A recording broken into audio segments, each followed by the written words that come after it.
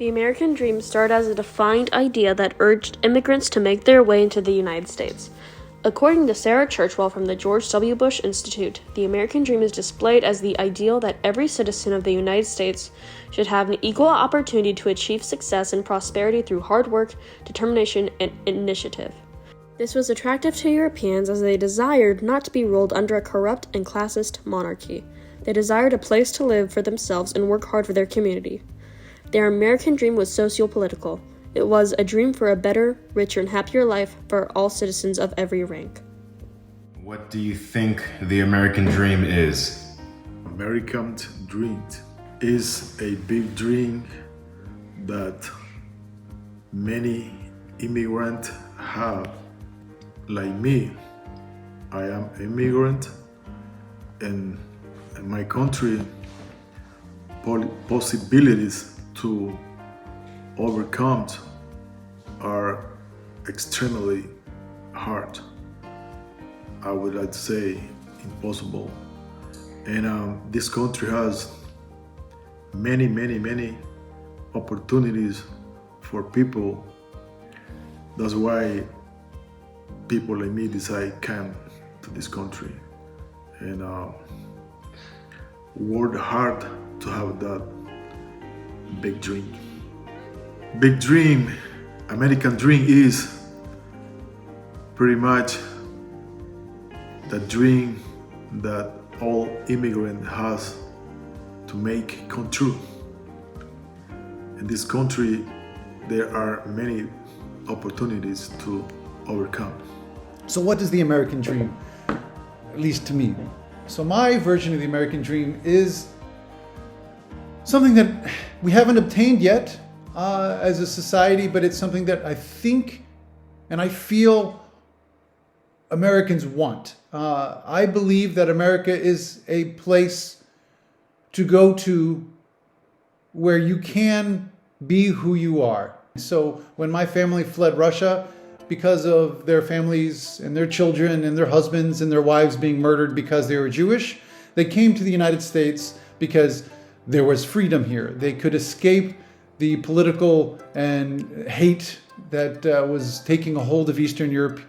And much of that hold is still there, and much of that hold and that hate lasted for 50 years after they left Europe. And some of the hate is still there, and some of the hate did come to America, unfortunately. But as a whole, America, being a group of so many different types of people, you tend to have the ability to escape the persecution that you had in some of the areas that you came from. And this is not just a Jewish immigrant thing. This is many immigrants who came to the Americas who fled persecution just because of who they were, because they were a minority in the group that they came from. Yes, they're a minority here in the United States, but the United States is made up of a lot of minorities, which provides some level of protection and freedom that most people don't get in other parts of the world. So I guess you can narrow it down and say the American dream is peace and freedom through diversity. Because of the large diverse background here in the United States, you have more freedoms and acceptance of who you are. As said by Mr. Oriana, an immigrant himself, the possibilities were scarce where he is from, and achieving things is difficult. He even uses the word impossible. The American dream to him was a chance to work hard and make something more of himself. Oriana says, this country has many opportunities for people. Then says that this is why people, such as him, immigrate to America. Another thing to note is that he often refers to the American dream as the big dream, emphasizing just how significantly different the possibilities in the U.S. are from other countries. Michael Fine provided a view similar to Oriana's, which also contrasted with it due to its place and time.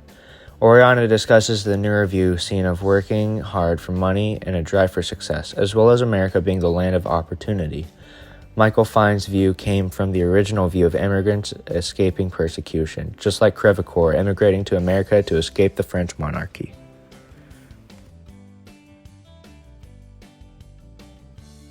So, what are your dreams and or aspirations? So there are 4 words. There's, well, to my dream, my American dream. wellness, wealthiness, and the second two are kind of esoteric, but I'll explain. It's laughter and wows. So laughter is kind of my trigger word or code word for enjoyment with the people that I love. Sometimes I think of it as heart giggles and belly laughs. Just doing things that just delight us.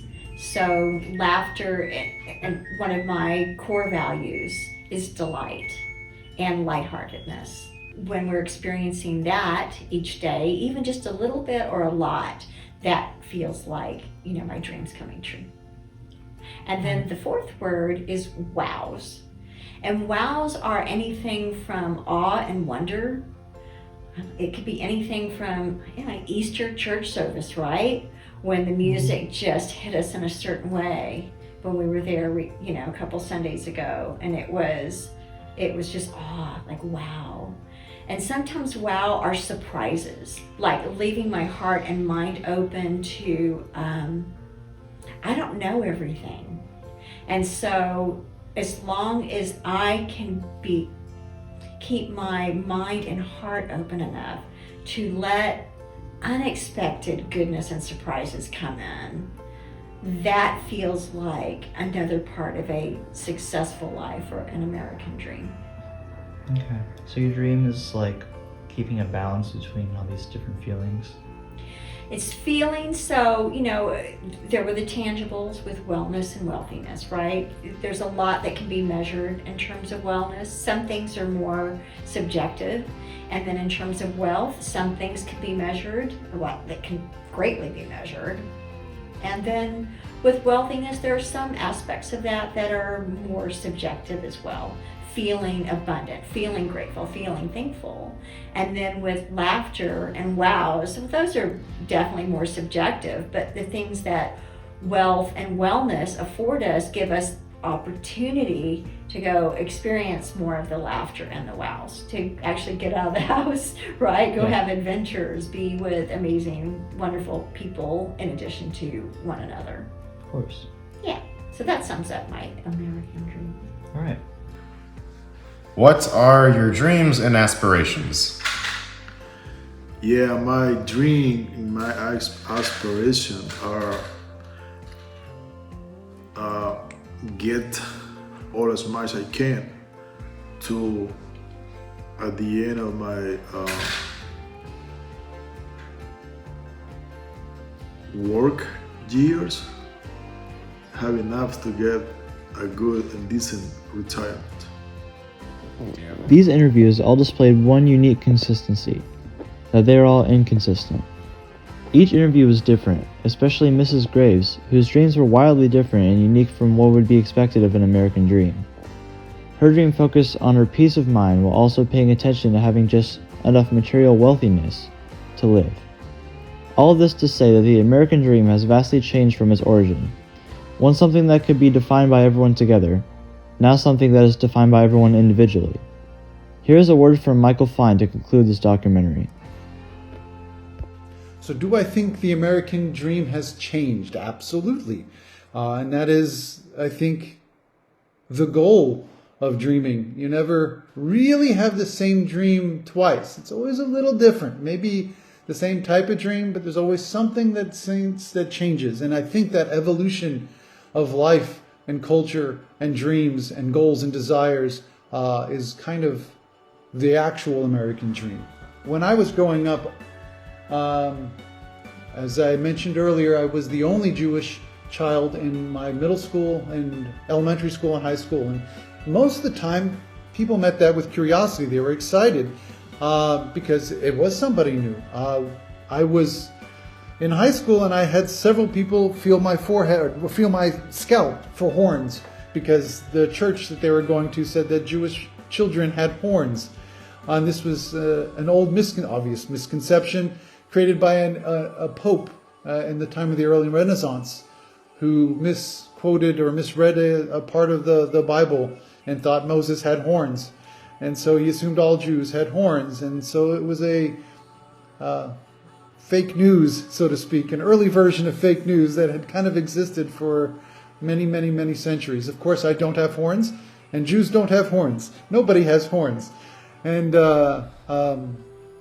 it was a little strange as a child to think somebody, just because of who I was, thought I was that different, that I'm physically unique or different or not, the number of times I've been told, oh my God, you're going to go to hell, Michael, because you're not saved and you don't believe in Jesus Christ.